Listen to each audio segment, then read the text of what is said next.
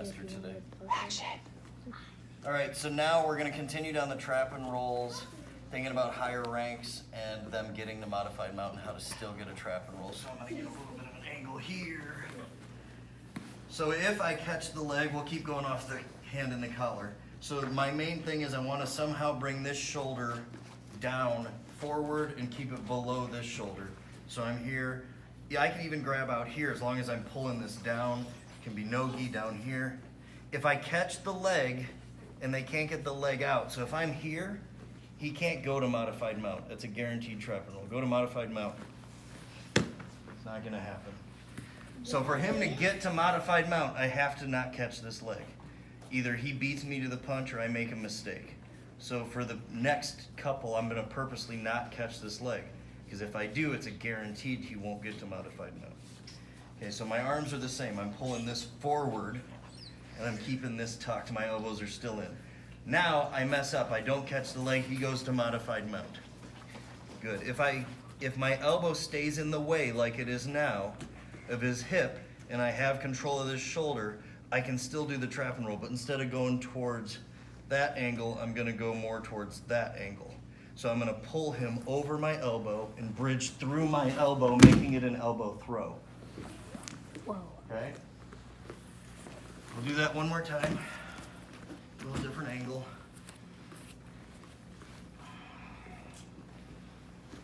Okay, I grab, I pull down. I don't trap the leg. He starts to go to modified mount. I keep this tucked. I change my angle and I look. So I'm looking this way. I'm going to look more up too. And then I bridge through. Boom. I'm making him do a forward roll. Okay, that's option one if he gets to modified mount.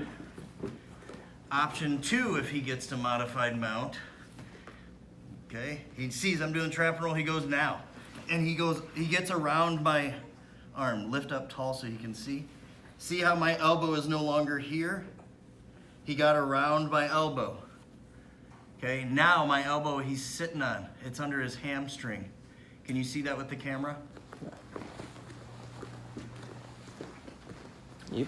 Okay, so I'm gonna keep my grips and I'm still gonna bridge and I'm gonna bridge through this. Zane, get out of the way. So now I'm gonna trap and roll his whole body under his hamstring. Still works. Do that again.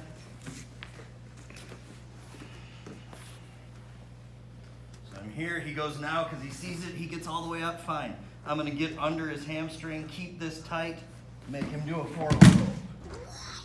Okay. Come back.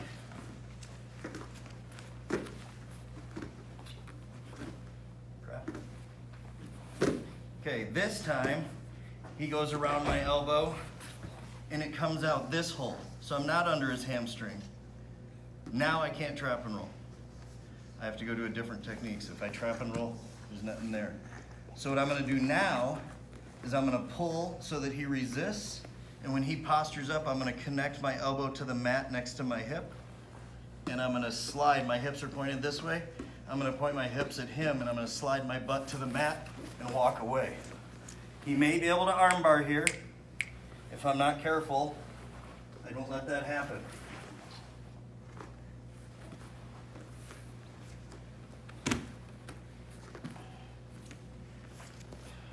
Arrest. Okay, so I'm here. He goes, he gets around, I'm not under his hamstring, and he's around my elbow. So I need him to resist and try to posture up. If he doesn't, I still can do the move, it just makes it easier. As soon as he does, I connect my elbow to the mat, and I scoot my hips out and point him towards him, so I'm doing a walk. He could armbar here.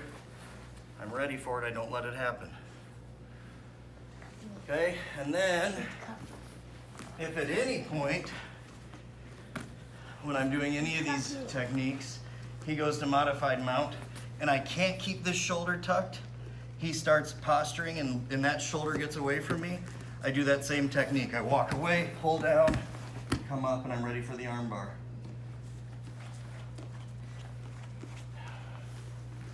Os.